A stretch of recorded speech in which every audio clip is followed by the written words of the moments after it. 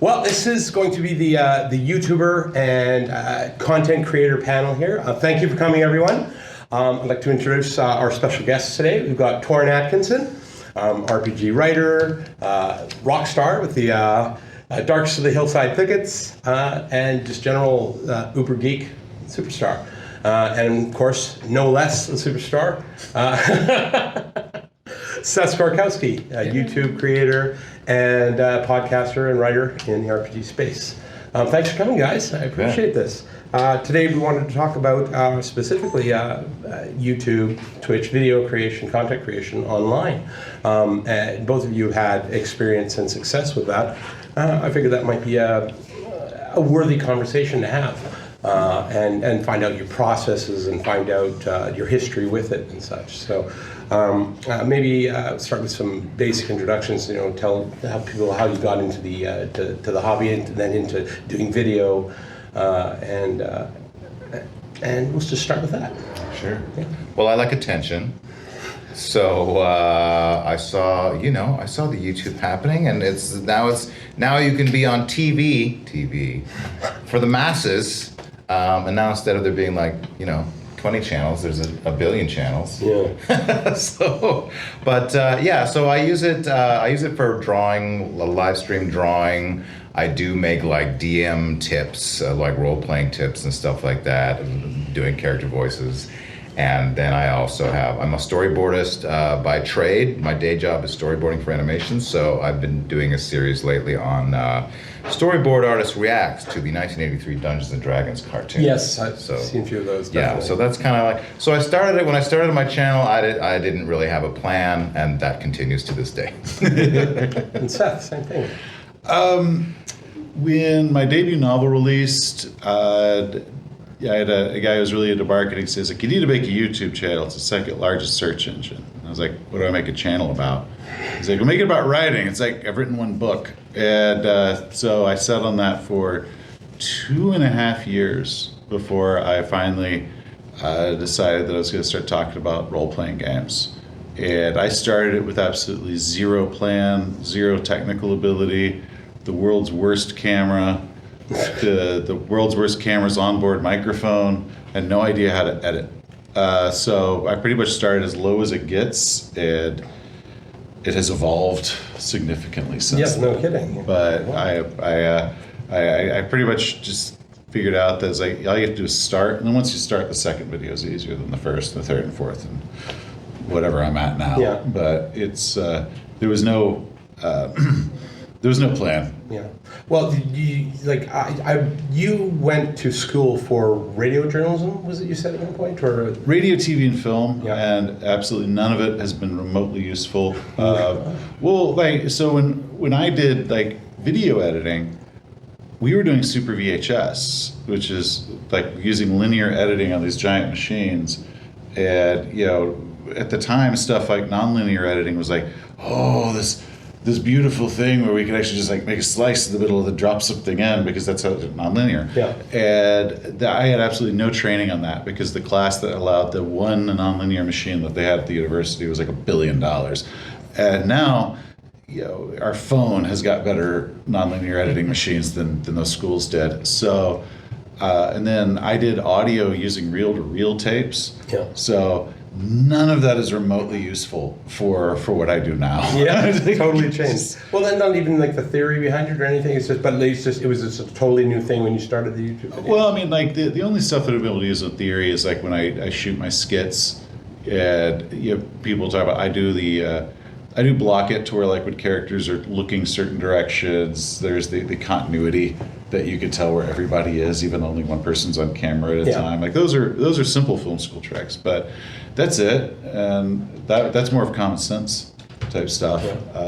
Because all of my stuff is tripod mounted cameras, no cameraman. It's just stationary. So none of it was remotely useful. Yeah.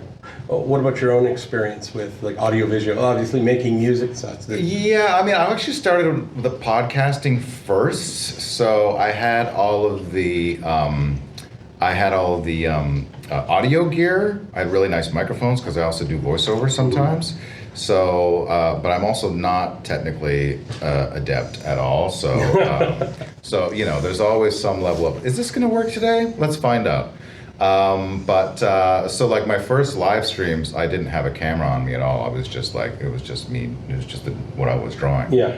And people said, it would be better if you had your face on. I'm not doing anything with my face. I'm just talking, but that's fine. So yeah, there's, but yeah, I had a podcast for 6 years, which was moderately successful. What was the podcast? It was called Caustic Soda. Caustic Soda?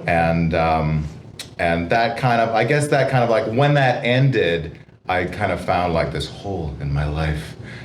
So I thought, well, we'll start working. I'll get into the Twitch live streams, and then I went to YouTube from there, and then I was like, now I'm trying to simulcast Twitch and YouTube. And if you ever watch my YouTube channel, you can hear me constantly complaining about how it should be going to Twitch. It's not going to Twitch. I don't care. And did your experience in like the music industry with recording everything help?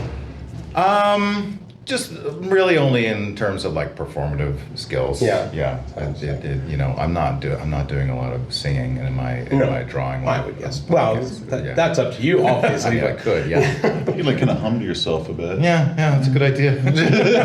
Wouldn't be annoying at all. it. Maybe I should eat while I'm doing it as well. Yeah. Well, Just the lettuce falling on the paper. well, obviously you've gotten a lot more. Seth have gotten a lot more traction on YouTube. How many followers do you have right now? 125,000. Right. Is that followers, subscribers? Sorry, Subscribers, yeah, same thing. Okay, yeah. It's like, how are your channels? I'm a 1,000. Woo! That's like First 1,000 is the hardest. Yeah. I expected to cascade any day. Yeah. Oh, totally. Well, this is going to blow you up, of course. Yeah, this could be the turn. I told you the trick Kamcon last night. model. Shoot D20s into watermelons with a slingshot.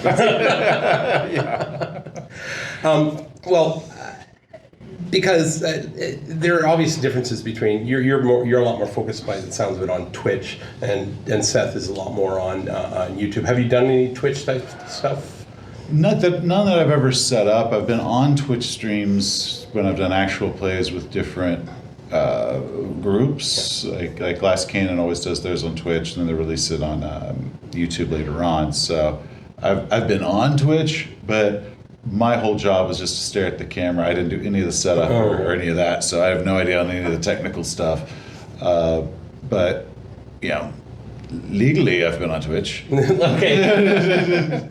And you using, like, do you prefer using Twitch over using? I don't. No. As I said, I complain about Twitch, so I focus more on YouTube. It just seems to be. It seems like there's a bigger audience there. They're definitely, and obviously, YouTube has been trying to kind of push into that live streaming kind of I think avenue so. a bit as well. Yeah, and when I was live stream, I have the live chat, so I interact with the people who are there and chatting, which is like that kind of like. I'm going to be drawing. I might as well, live stream it while I'm doing it. And if there's people there, that gives me that little more incentive to well, the interaction. Yeah, you did a couple of promotional images for Kamcon, and you live streamed. That's the right. process for both of those. As I was drawing those Kamcon fantastic, and those pictures are spectacular. It's like, well, just for people who aren't in the know about it, we actually went to him to get one picture. And you made up a bunch of different ideas, and they were all amazing. And just everybody on the team was like, "We can't just have one. We need to have that one and that one. We have to have the whole set." So I had to go back to him like, "Hey, is there a way we can have roll through?" It's like, "Yeah, let's do it." So yeah, and we're so happy with those. I mean, you've seen them on our branding all over the place. So it's been fantastic. So what kind of gear do you use for? Is there anything specialized? I have my monitor. I have my Cintiq, which is basically a giant drawing pad that you draw right on, like set up like an easel. Yeah. And I just use Photoshop, and then my program, my streaming program is just OBS.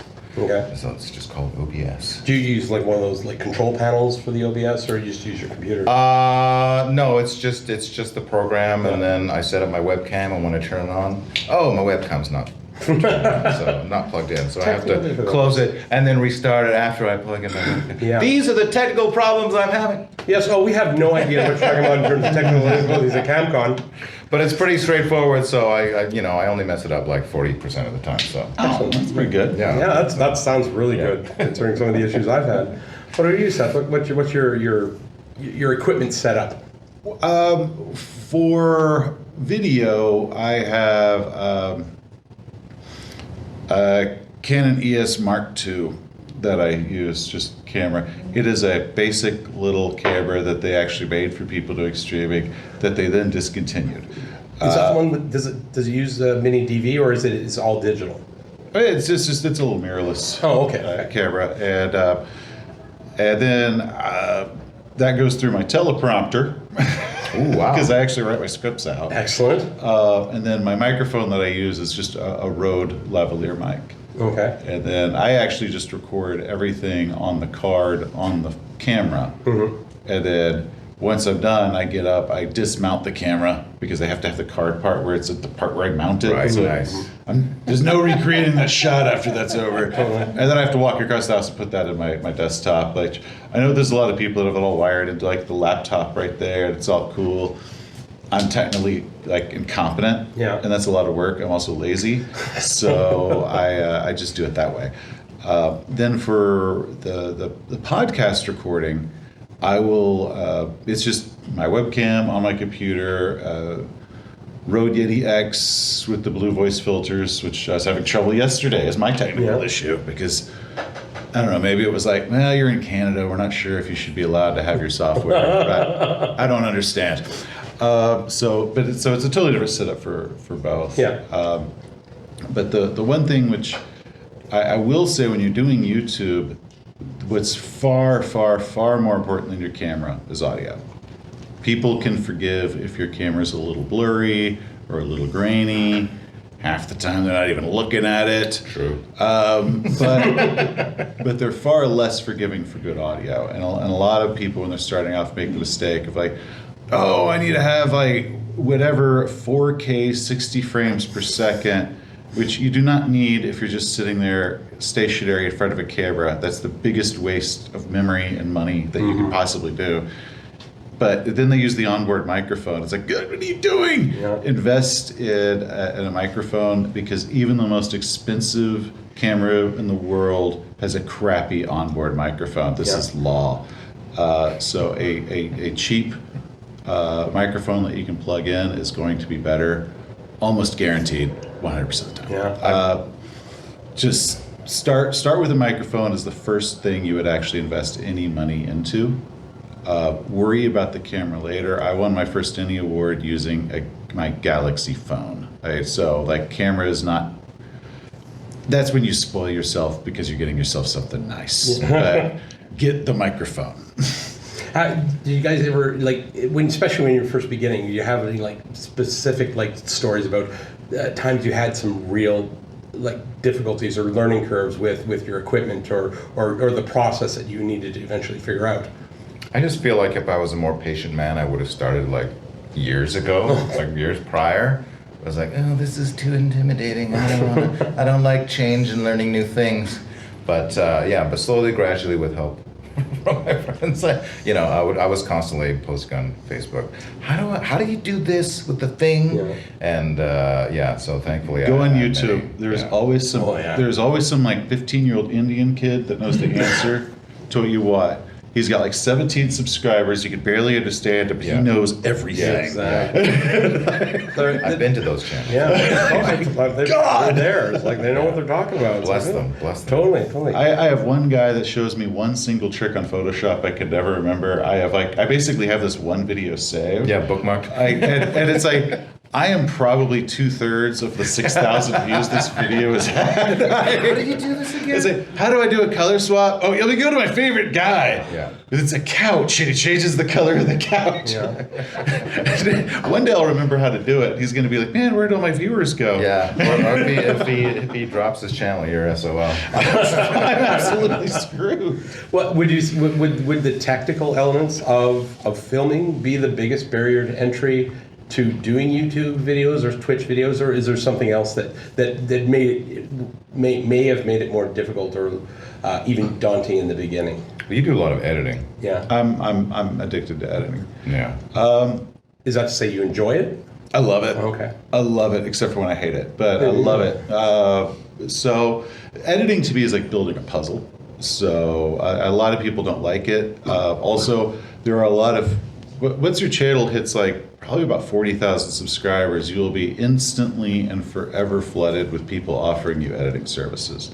But I do a significant amount of my creation during the editing phase, because a lot of times I'll realize like I should have an image here.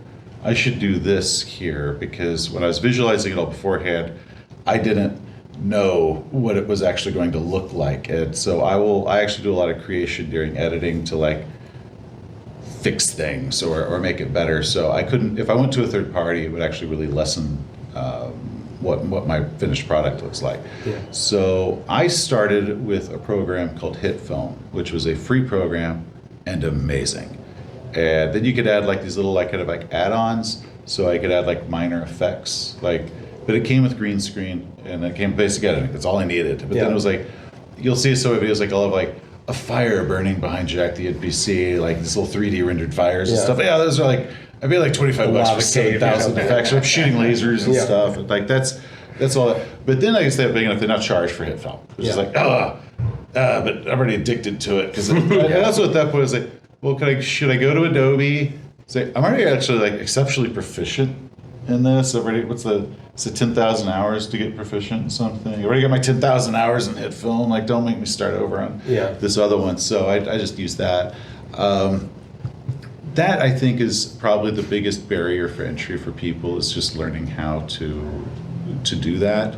And it's not hard, but since you've never done it before, there's that fear of like, oh God, I bet this is going to be hard. So you put it off for weeks, and then you do it. It's like, oh, this is really stupid easy. And then you do start kind of figuring out like, okay, this is how I can do compressors so my volume isn't flying all over the place. This is how I do my compressor where I don't sound like I'm not talking through a tin can because I cranked it up too high. Every lesson I learned involves, there is a video where I didn't. Learning what not to do. Well, see, obviously, because in terms of your guys' content, yours is a lot more scripted and again edited, whereas yours feels a lot more improvisational, off the cuff. In terms of like, have you done much like scripted video stuff of your own or for other people?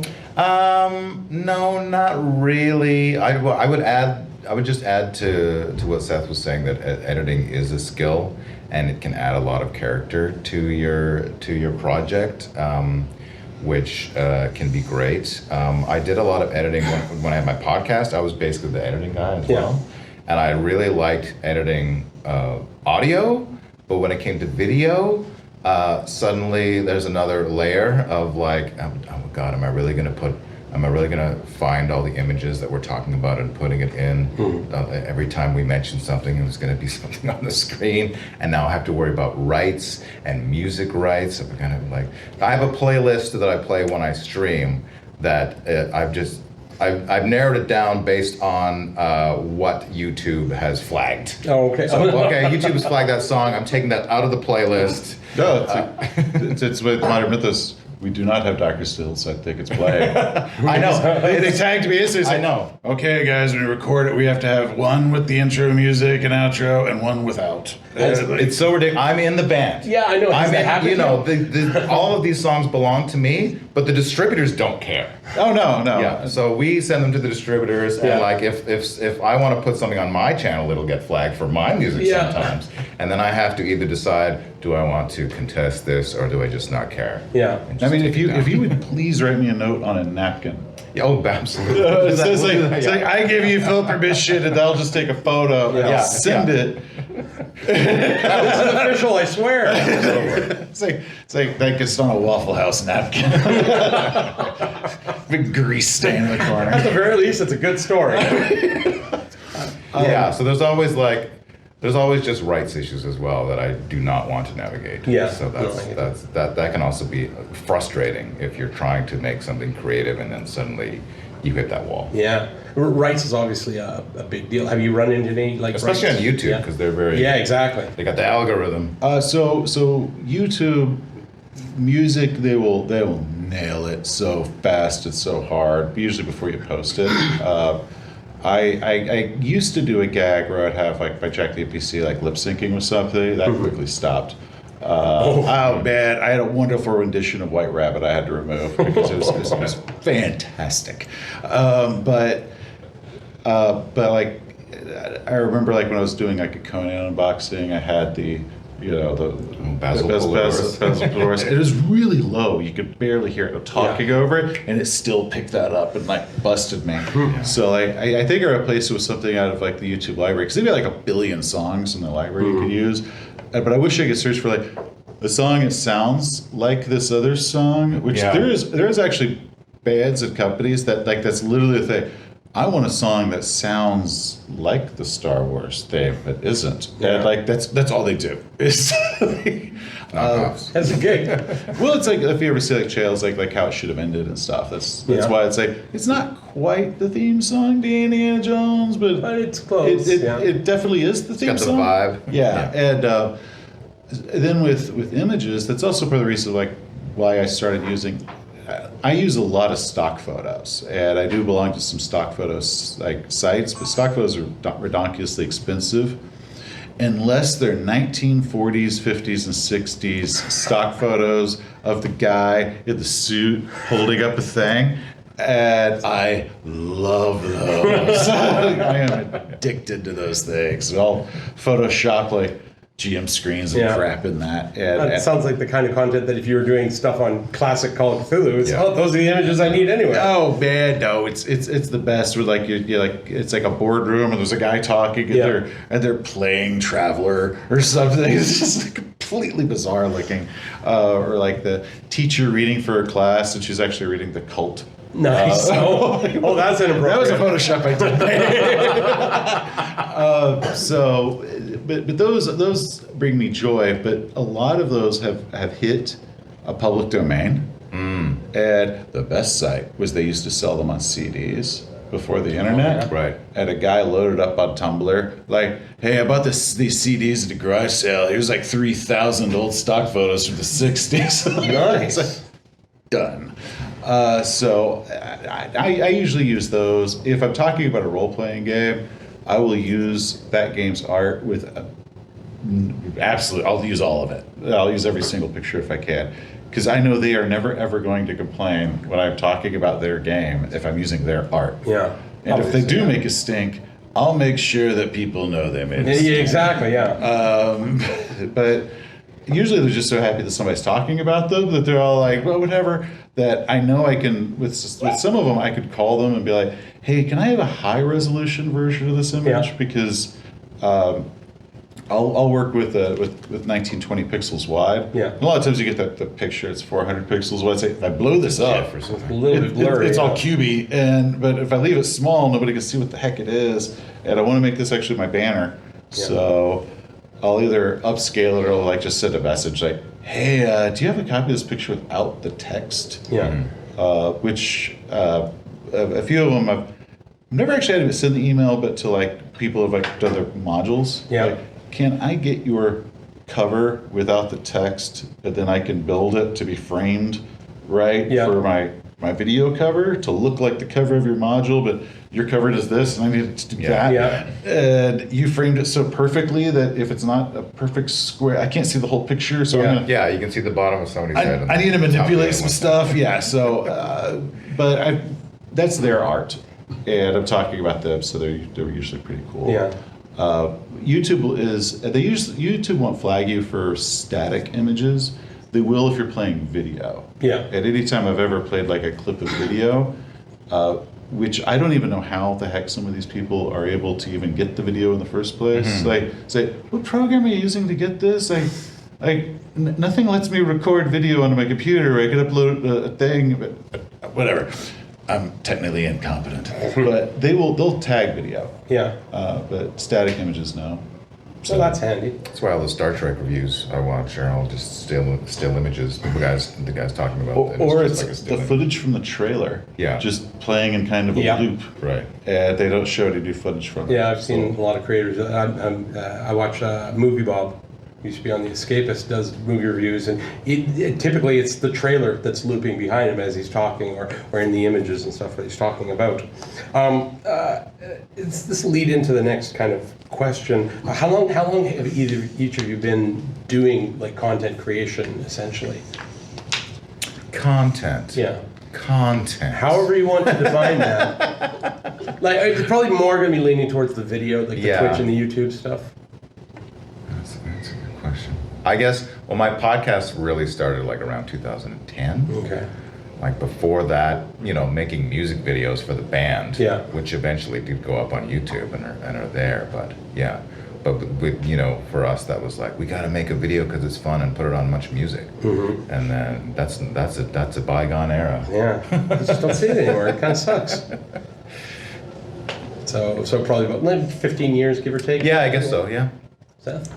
I'll hit 8 years next month. Okay, so you're a little more condensed, but even in those spaces of time, what kind of changes have you noticed in this online content and streaming content kind of ecosystem in the way that these companies that are running these things and the people both watching them and producing them, how has it changed and how does it affect your own process and in creation? Apparently, there's this thing called TikTok that's really popular now. Yeah, I think I've heard of that. Yeah. Yeah, I'm not. It's so funny because like when we started our podcast in 2010, we were all like, "Is it too late? Did we miss the peak? Is anybody gonna watch this?" But people are still listening to podcasts, as you well know. And so that was our podcast Caustic Soda kind of took off, like surprised us all, and it went on longer. We were doing weekly episodes for 6 years. Oh my God. Yeah. Well, the trick is, so you do 2 or 3 at a time, and then you release them. So you only have to get together like once or twice a month. Yeah. Like when they record game shows, like they'll record the whole week's all in one. Yeah. Are those still available online to be listened Yeah, you could. Yeah, CausticSodaPodcast.com and whatever podcast. to? Are they on Spotify? It's typically I'm Are listening they on to podcasts, Spotify? right? Well, I'll have to find Let out. me know. Yeah, I will. I like to have something to listen to while I'm working because I'm looking at a mailbox and sorting, so I just need something going on in my head. What about you? Same question, Seth. The YouTube space, like they've been trying to do shorts. There's been a lot of people that basically figured out that if you do long form videos like I do, you do not want to do shorts. Okay. It actually will hurt you. Oh, really? Tell me more about this. Okay, so basically the concept is there are people who like shorts and there are people who like long form. If you do a few shorts, you get like a bunch of subscribers to your shorts. Those people only want to see your shorts. But when you upload a video, it doesn't notify all your subscribers for some reason. It'll send out notifications to just whatever percent of them.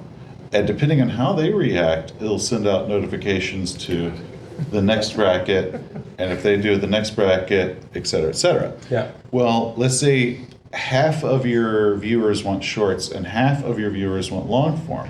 So if you upload a short, half of your viewers do not care immediately. Yeah. And you might not hit that second bracket. Oh, right. And so large channels have tested this. So Yeah. they're like, okay, don't do them. Yeah. And there are very few content creators that have somehow been able to ride that line perfectly. Yeah. But they said the ones that have been most successful started that way. And that's just like how they always were.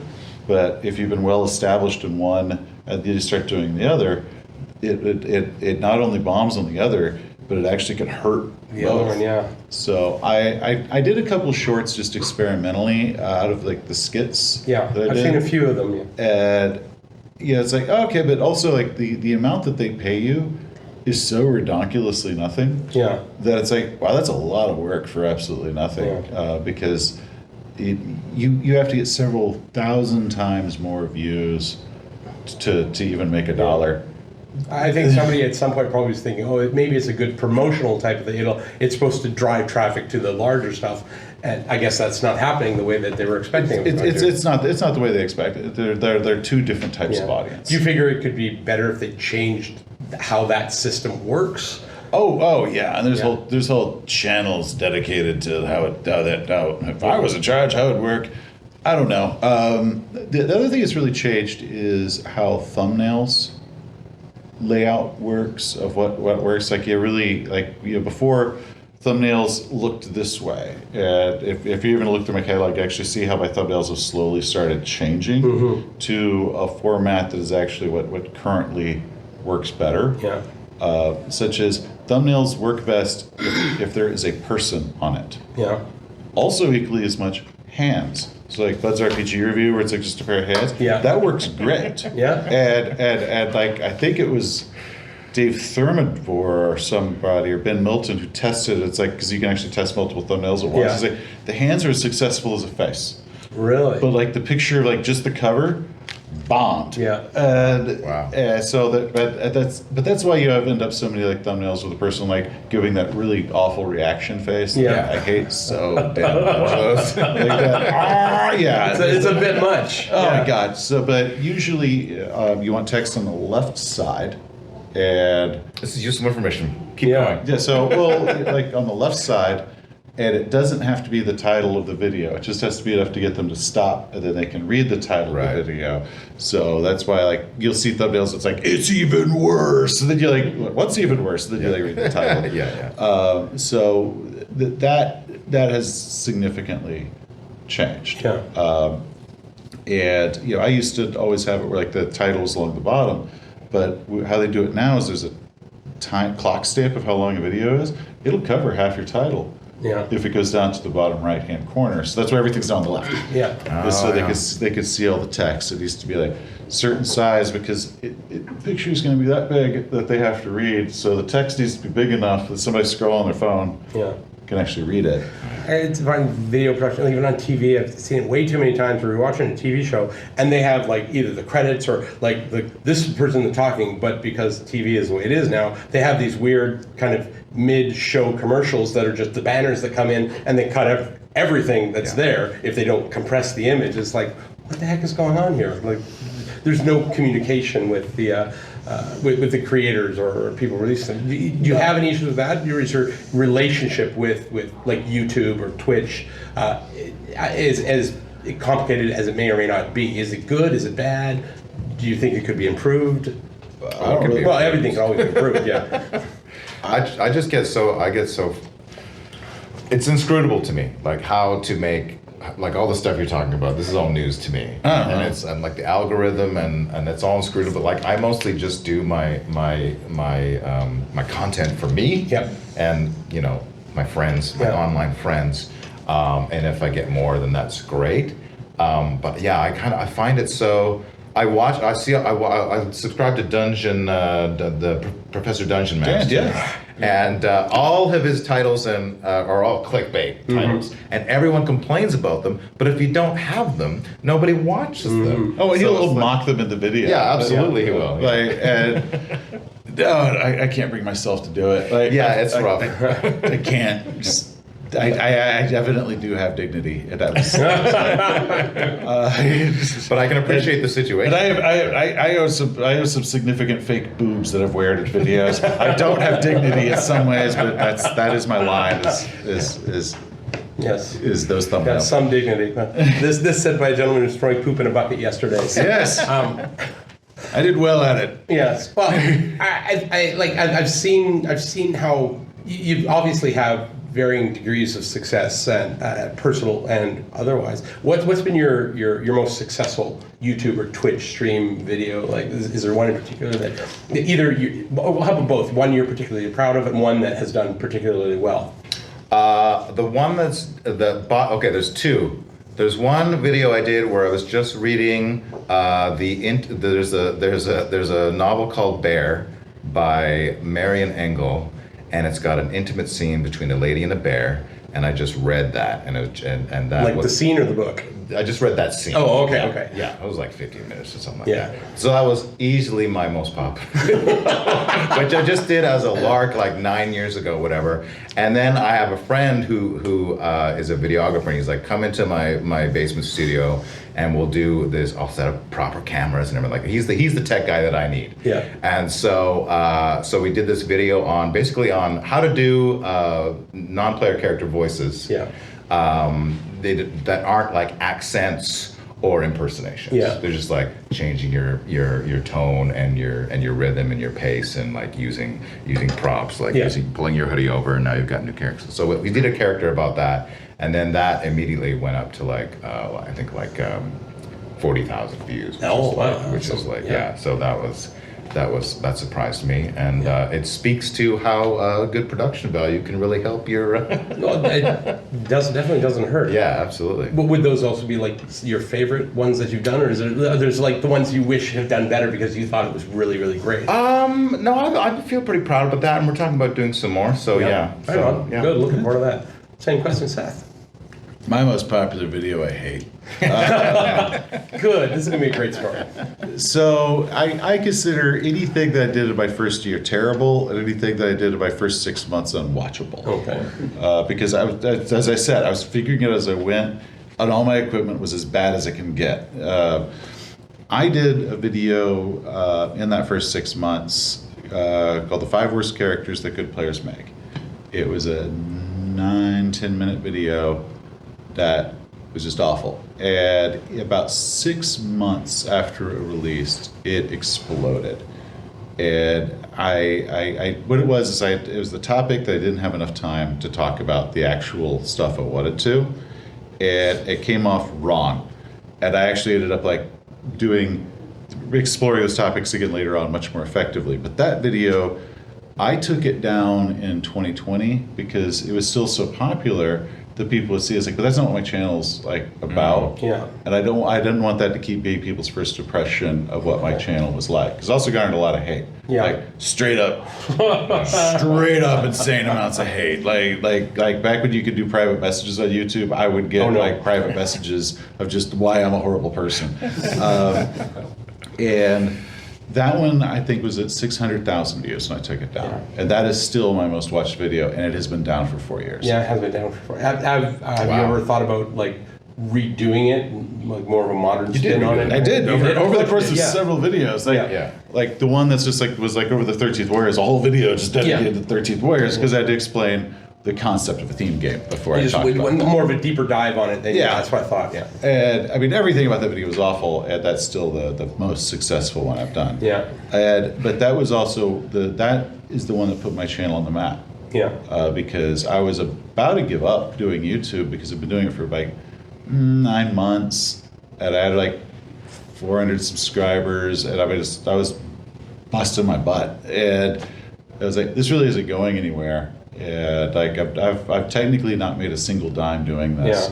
Yeah. And then all of a sudden this older video blows up, but it's like, okay, well 2 weeks later I've got 2,000 subscribers. Yeah. So it's like, okay, well this is picking up, and like now people are catching my newer stuff that's significantly better. Yeah. And it's still in that first year, so not that significant, I guess. And but then like I said, I could look back years later and like, I don't like that still representing this channel, so I dropped it. So that was my most successful. Damn it! And the problem is the ones that I have released that I'm like the most proud of, and I'm like, this thing's going to be a hit, always flop. Yeah. Like just absolutely. Right. Yeah. One of the ones that surprised me the most, as far as like it just did not go anywhere, because the response from the people that see it is overwhelmingly high. It's actually like one of the like to dislike ratios is exceptional. Yeah. On views to likes and likes to dislikes is like one of the best. But number of views is one of like struggling. Right. Is it the truth of like how the Beholder was made? Oh yeah. Have you seen this I one? have not, I've but seen now it. With coke-fueled Gygax. Oh, yeah. It's pure insanity. I mean, to be honest, it is in a lot of respects very different than the rest of your content. It's madness. Yeah, it's hilarious. I remember watching. Oh, this is fantastic. Why it's like, and it surprises me that it's as underperforming. Yeah, as actually, Dan's video where he asked me to do a cameo with that character, I think has performed better than all the Yeah. videos where I've used that Yeah. character myself. So, because I remember I was talking online with you a few weeks ago, and you told me about that, and I didn't know it existed. So I'm like, I went and looked it up, and it's like you just went on for 2 minutes, and it's like, yeah, he asked for did 30 you seconds. I kind of misjudged Oh, him. you went for it's like did you take something before you started that and just went with it? The And I'm only- looking at this, it's like the weird comb over. It's just like, wow, that's amazing. The only thing I prepped on that is I had to come up with the name Susie Merkelwitz. Yeah. Which is now a name I'll never forget. But everything else I just was pulling out as I went. But I had to I need to have a name of a 10th grade crush that I could remember and not stumble over when I'm doing it. So I had to commit the name Susie Merkelwitz because I thought that was a good, ridiculous sounding name. It is a good. It sounds like something would be in like a character in Grease or something like that. So, I have a question for Seth. Okay. So I find that, especially in the gaming scene, like YouTube channels will have like different series, or I guess really playlists defined by the playlist. So you got your player philosophy, you got your reviews, you've got your your campaign My campaign summaries, diaries. Yeah. How do you find the audience responses to different kinds of because I like I don't play Traveler. I've never played Traveler. God dang, man, we need to fix this. It's great that you do Traveler reviews. I just don't watch those because I'm just. Oh, you've never seen me in my giant wolf furry head max with my glorious fake boobs? You're missing out. So I'm curious, do you have, I assume that there's certain playlists that have higher viewerships of certain series that you do have higher viewerships, and then maybe there's some that you just do mostly for yourself. Do you find that's true? Yeah, my RPG philosophy series is always the ones that get the most. But yeah, at the same time, I did a whole series on how to play Cult, and I knew when I started this is going to be a phenomenal underperformer. Yeah. And I actually had not even guessed how phenomenally underperforming it would be. But I did the whole thing, but I walked in knowing this was going to be the case. Right. But because of how the algorithm of YouTube works, I actually would intentionally okay, before I release this one, I'm going to release one that I'm pretty sure is going to get a spike in views. And then after I release that one, because I do it every other week schedule, I'm going to release another one that I think will have an abnormally higher spike in views because I'm going to drop a limit on purpose right between. Right. Yeah. Yeah. Because I want this one for me. Yeah. But because this is still what I do for a living, I have to be aware of I don't want to accidentally sync my channel to do the videos I want to do. So it's okay, let me kind of plan out how I will release these. And then I ended up having a few that just didn't perform well. I misjudged because I have no idea what's going to perform well. Yeah. And so I ended up actually spreading the gap between them wider because initially I also screwed up. I released the first 3 really quick. And then it took me 6 months to fully recover the algorithm. Yeah. And then it's I dropped the next one. And then I wait a few months to drop the next one. And that's because when you're dealing with the large subscriber stuff, you can actually see it in effect more than when you're really small, you could have a spike like 400% in a day. But that could just be nothing. Yeah, it's such a small sample size that. Yeah, it's just people are well, the algorithm is supposed to be up, and you'll read about Reddit, you look at the channels, oh, dude, come on, that's people just messed up a search for something else. Yeah. It's so small that it caused a spike. Wait till you get to really large, and those type of flukes don't cause any blip anymore for you. Yeah. Then you can actually see the shifts. Yeah. So that's what I'll always do the videos that I want to do, but it does alter my timing of them and what's around them. So that's why you'll mostly notice around when my Cult video was released, there was an RPG philosophy video either directly before or directly after. Right. Yeah. And that was strategy. That was well planned. Yeah. Yeah. Well, I mean, in terms of timing, I mean, it's obviously your level of curation is probably you're working on what happens when it happens and the order as you're describing there. What kind of pressures is that like putting on you? Because obviously, again, like with yours, is being a lot more scripted and presented in that fashion, as opposed to yours definitely have more of a this is what I feel like doing today. And I'm putting it I out. don't really have a schedule except for the only schedule I have is when I start doing my 20-minute monster series. Yeah. Because then I'm like, I will be here every Sunday at 10 a.m. for Yeah. 20 minutes to So draw. I can't commit to that. Yeah, and now, but like with those commitments, and like maybe even like how long you're doing the stream stuff for, like are these pressures that you struggle with at all, or you just focus on it and say this is what I'm doing, how long I'm doing it, or A little bit. It's kind of like the reason I made it 20-minute monsters and not hour-long monsters was because I feel like that's something I can manage. I can get an okay, decent drawing in like 20 to 25 minutes, and it's not that much pressure, and and it's really fun to do. And so if people show up, that's great. If people don't, that's fine. It's a series, and I have the drawing afterwards that I can put on social media to to help boost my presence there, and Do you ever like solo drawing? I did some of the 20-minute monsters, and a publisher came to me and said, "Can you alter this a little bit, and we can use it for our game?" And I was just like, okay, well, cool. Now you can buy this on my Etsy store. Now you just watched a 20-minute advertisement of it being made. Yeah, I mean, I could put them up as digital on Etsy. I'm thinking about getting like a clip art catalog going. So I'm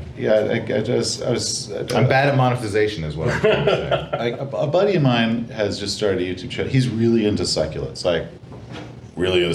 and he actually does this thing where he like takes rocks and he cuts holes into them. He makes these beautiful planters. It's an amazing thing, and he did this exceptional video series of how he made this whole thing. And I was like, so that's for sale at your store? He's like, yeah. I was like, how much is that? He's like, well, the ones this size I sell for $2,500. I was like, that one you're going to sell for $3,500. It's like, why? I say, you just did a 9-part, exceptionally beautifully edited series of this being made from literal scrap wood and rocks. And it's amazing. All the others you will sell for $2,500. This one's a celebrity. And we have gone through a journey with this one. People will want this one. Yeah. And he's like, oh, I guess you're right. Like, yeah. So I was wondering if anybody here had any questions, maybe to ask our guests here. I got about 3 of them. Oh, fire away. First off, what's your podcast so we can actually look it up? And I didn't hear what the names were. oh yeah. I don't think we mentioned it, so that's okay. Modern Mythos is mine. Modern Methods, okay? Caustic Soda. Okay. Yeah, it's defunct, but it had a good run. Okay. Yeah, I think you'll enjoy The it. second, and then YouTube videos, same thing? Same channel? No, YouTube video is just my name, Toren Atkinson. Okay. Yeah, because I do different things on it, so yeah, there's not. And my YouTube's Seth Skorkowsky, which if I had done any planning whatsoever, I would have given myself a cool creative YouTube name like everybody else does. But because I was trying to also, I was doing it as a platform to help market my books. So I went from an author that has a YouTube channel to a YouTuber that also has some books that people don't know about. So I used my name, which is freaking impossible to spell. So a lot of You know people how to spell it, right? It was the first word I learned how to spell. And people are like, how long did it take? It's like, no, because when I was a little child, and I had to listen to my mom slowly spell that out to every single person we met growing up. It was the first word I learned how to spell. So yeah, just my name. Once you have that, you can find me everywhere. But Second question is, do you do it all in one go, or do you have multiple takes that you have to edit out and all that sort of stuff? oh my God, there's so many outtakes. So with my videos, they're actually very I do a lot of skits at where I will dress up as 4 characters for it. So it's actually the process of filming those is a couple days because I'll do all my skits on one day. And I edit those as complete things, and then the next day I'll go in and I'll do my regular thing, and I get insanely tongue-tied. And on the internet, if you mispronounce something, they will correct your yes. pronunciation for the next That's me. 50 years. And every one of them believes they're the first person that's done it. Of course.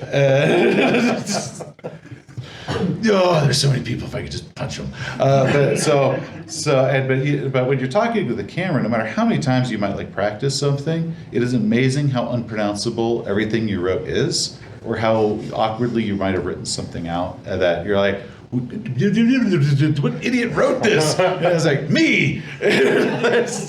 So yeah, there are a lot of outtakes. Generally, for a 30-minute video, I will have 50 minutes of actual footage that was recorded of that, and a lot of it is cussing and angry faces, or the moment that an airplane goes inexplicably lower above my house and I'm convinced stops and hovers and revs its jet engines, and you're waiting for it to fade off, but it's just steady, and you're like, what the hell is going on up there? Or your neighbor decides to blow their leaves, but they don't know how to blow their leaves, they're blowing it for like 3 hours, and you're like, you got one driveway, buddy. Yeah, so. That's how you really feel. These are the real struggles.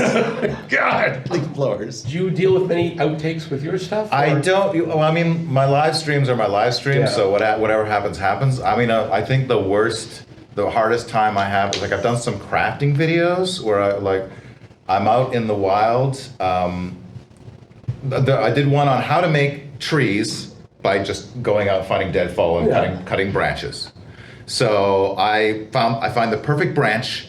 I'm gonna cut it here. I'm gonna cut it here. I'm one guy. I have the branch. I'm holding it with my foot. I've got the saw, and I got the camera in my mouth. Yeah. So that doesn't always go super well. So there's definitely several takes of that sort of thing. And then the same thing with Seth. Like I got the camera pointed at me, and then I just start trailing off. Like, wait, what? So there's like 4 or 5 takes. Yeah, well, there's like I watch a lot of the building train type of Right, stuff. yeah. But also you mentioned Dungeon Craft and Deathbringer. Did you have a third question? Yeah. So do you have multiple cameras?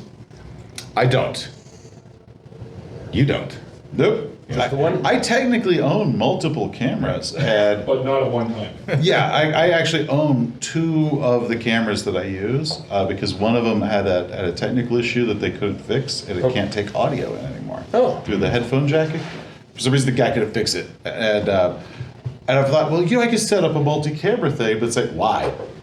It's the kind of thing that could pop up at some Yeah, point. it could pop up, so I've got it, and I don't know when I would ever use it because it's a great camera. It's just the onboard audio jack is screwy, and for some reason, finding someone that can fix that camera requires that I have to mail it 1,000,000 miles and wait an exorbitant amount of time. And it finally was like, I'll just buy a new one. Yeah. And but then when the new one came out, it's like, oh, and it's got like Bluetooth where I can actually like use my own phone as a camera monitor to see what I look like, to see if I'm in frame. Because before I was actually just kind of guessing. Yeah. Because even when you flip the screen out, there's actually something in front of it. Oh. So I never knew if I was like, yeah. could frame half the time until I was editing, and that was always fun. So no, just single camera. That most popular video that I was talking about, when my friend Rob was doing it, I feel like the only time you would need more than one camera is that kind of interview kind of situation where you can get like one on both of you and then different angles on, so when one person's talking, you don't have to look at the other guy going, looking at his notes, trying to figure out what next question he's going to ask next, which can be distracting, but yeah. No, and like, with mine, it's like, it's the single camera, but you sometimes you might notice there's like sometimes movement and pans. It's mostly like, it's like I take it and say, I'm just going to increase the size, and then I'm just going to kind of frame it here, and as I'm talking to the song take, I'm just going to slide it a bit to kind of give a look of movement. Also, if you do like you have to do it's like a jump cut, because you're talking to camera, you flub a line because you're trying to do some Cthulhu game that's all unpronounceable freaking words. But you know what'll get you? The word skateboard. No, I can say Sapago all day long. But once I say he's riding a skateboard, that's when I screw up. So what I'll do is like to just go ahead and lean into the jump cut. I'll increase the resolution, have it look where it kind of like there's like this movement. and they've actually showed that keeps people attention. Yeah. So sometimes if I'm like stop to take a breath, I've been known, I was like, I'll just cut that out just to make that, because it creates a bit of movement that keeps the brain. Yeah. Yeah, I That notice makes sense. that all the time. Like sometimes I see like that's too much. You're doing that too much. Not your video, but Yeah. videos I watch. Like they're just like super far and then super fast and. No, like the ones like that, it's just like, my God, this might needs to come with a warning. It can It's cause like it's seizure. almost like strobe light. Yeah, but so mine, it's like I'll increase the size to either 108 or 110. So it's an 8 to 10% increase. That just kind of a slide over. It's just enough to be noticeable. But no, I don't like. I hate the ones with like flying in your face. Yeah. Ah! Like every 3 words, it's a different distance from the camera. No. Do we have any other questions? I was just wondering, like kind of short-term plan, but like, is there something that you're really hoping that you get to do, kind of like within the next 6 months? That's something that might be you weren't able to do in the last couple of years. Is there something in the next 6 months that might be really exciting that you're hoping to finally do? Yeah, I was gonna kind of go into that myself, like what's happening in the future for both of you guys. I have been planning more in the voice acting series, like how to do. Basically, the idea that I have is leaning into type and then going against type. So you might have a pirate character. You can lean into the pirate accent, or you can go in a completely different direction to make that character more memorable.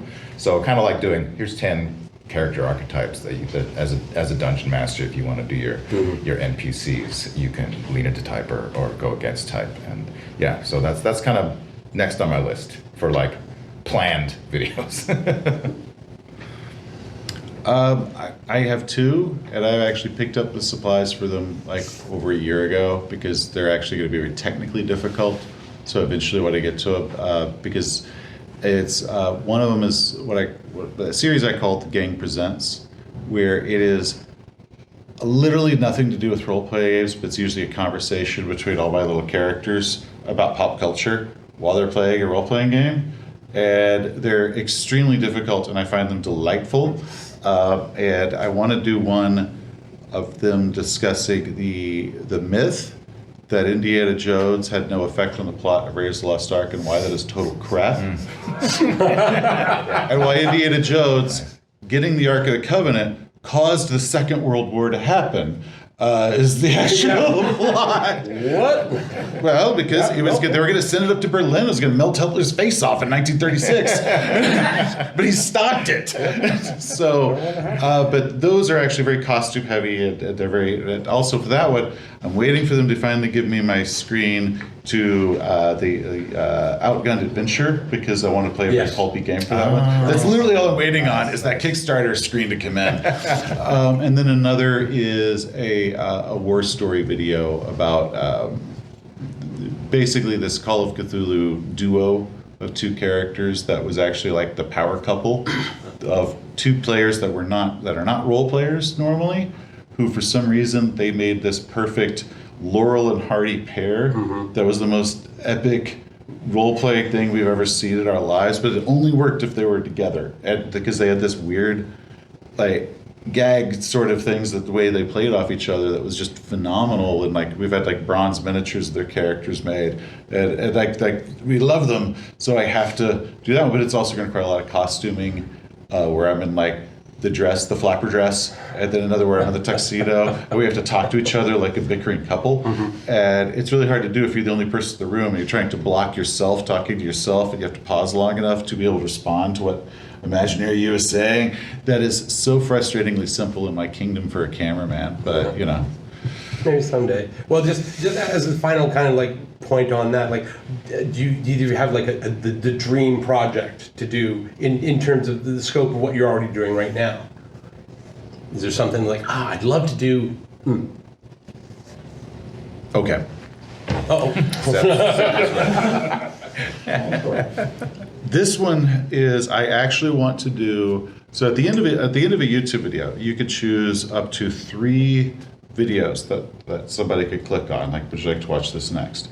I want to do a session to where I map the whole thing out like a choose your own adventure.